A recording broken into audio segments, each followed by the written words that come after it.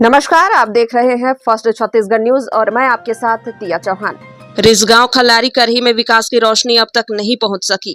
हर साल छत्तीसगढ़ विकास की सीढ़ियां चढ़ रहा है, लेकिन प्रदेश के धमतरी जिले के नगरी ब्लॉक के अंतिम छोर में बसे ग्राम पंचायत रिसगांव करही खल्लारी के ग्रामीण आज भी मूलभूत सुविधाओं से वंचित है। डिजिटलीकरण और विकास के इस दौर में भी आज ग्रामीणों को कच्चे सड़क, बदहाल स्वास्थ्य व शिक्षा व्यवस्था के साथ गांव में ग्रामीणों के जीवन में विकास की रोशनी अब तक नहीं पहुंच सकी है।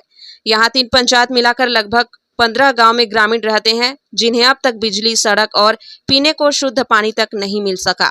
विकास का ढोल पीटने वाले जनप्रतिनिधि और प्रशासन भी ग्रामीणों की कोई मदद नहीं कर सके। बता दें, जब हमारे ब्यूरो चीफ धर्मेंद्र यादव ग्रामीणों से जानकारी लेने पहुंचे तो ग्रामीणों ने सत्ता की और नेताओं की पोल भी खोल दी, जिसमें पता चल गया कि ग्रामीणों द्वारा कई बार शासन प्रशासन से गुहार लगाने के बाद भी गांव में समस्या जस की तस बनी हुई है। गांव में सड़क और पुलिया न होने से यहां मेडिकल इमरजेंसी समेत कई तरह की परेशानियों का सामना करना पड़ता है। पीने को शुद्ध पानी तक नहीं मिलने से कई बीमारी का शिकार होने का भी खतरा बना हुआ है। यहाँ तक कि स्कूलों में भी बच्चे भी दिए की रोशनी में पढ़ने को मजबूर हैं। रिसगांव करही के ग्रामीण के लिए बारिश के दिनों में यह गांव एक टापू बन जाता है। अब देखना यह होगा कि सरकार विकास के दावे पूरे कर पाती है या आजादी के 76 साल बाद भी रिसगांव खल्लारी करही के ग्रामीण मूलभूत सुविधाओं से वंचित रहेंगे। धमतरी से धर्मेंद्र यादव, जिला ब्यूरो चीफ की रिपोर्ट। रोड की समस्या तो वही है सर। अब हम लोग उतना दिन से अब पद में हैं, तो हम लोग नियम कानून समझ गए हैं, क्योंकि ना हमारे काम को ना कलेक्टर कर सकता है, ना यहाँ के अधिकारी कर सकता है, क्योंकि कोर को बफर बनाने के लिए लोकसभा के बहस की जरूरत है। लोकसभा में जब तक अगर बहस नहीं होगा तब तक कुछ नहीं होगा, क्योंकि कोर जोन को बफर जोन बनाना एकदम जरूरी है सर, तभी यहाँ पे विकास होगा। इस प्रकार की समस्या है। हम लोग एक बार अब जानते हैं कि कैसे रैली किए, यहाँ की महिला पुरुष 70 साल 80 साल के बुजुर्ग लोग 25 किलोमीटर पैदल चले हैं, तब भी शासन को अभी तक पता ही नहीं चला। अब हमारी ही सरकार है, डबल इंजन की सरकार है, सबका साथ सबका विकास बोलते हैं, लेकिन कुछ होता ही नहीं।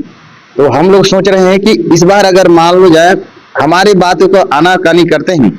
आज सुशासन दिवस मना रहे हैं, इसमें हम आवेदन किए हैं। अभी इसमें भी अगर नहीं होता है तो उग्र आंदोलन करने के लिए हम लोग बाध्य हो जाएंगे। और सांसद मन से भी कुछ काम नहीं मिला है, ना विधायक मन से नहीं मिला है, अभी तक नहीं मिला है। भाई 15 साल से रमन सिंह सरकार का शासन था, 5 साल बघेल का शासन था, और अभी राय का शासन है, तब भी हमको सीसी रोड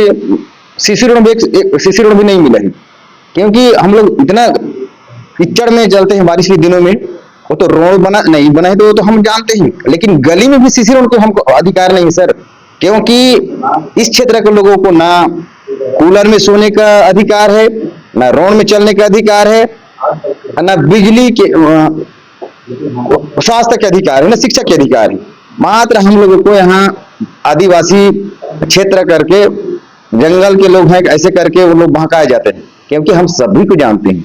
अब सीख गए हैं सर, ऐसी थोड़ी होता है कि हम लोग किसी के वो, लेकिन आएगा समय, हम लोग देखेंगे ना, विधानसभा में आएगा उसमें भी देखेंगे, या फिर उग्र आंदोलन करेंगे। भले हमारी सरकार है, तो हम भी भाजपा के हैं, तो हम भी कर सकते हैं।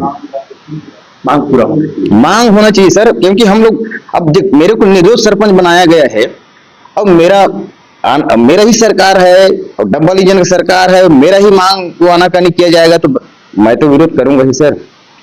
गांव क्षेत्र में अभी मूलभूत सुविधा के लिए लोग तरस रहे हैं। क्या लगता है, बस्तर की तरह वहाँ विकास हो पाएगी? सभी गांवों में विकास होगा और हो रहे हैं।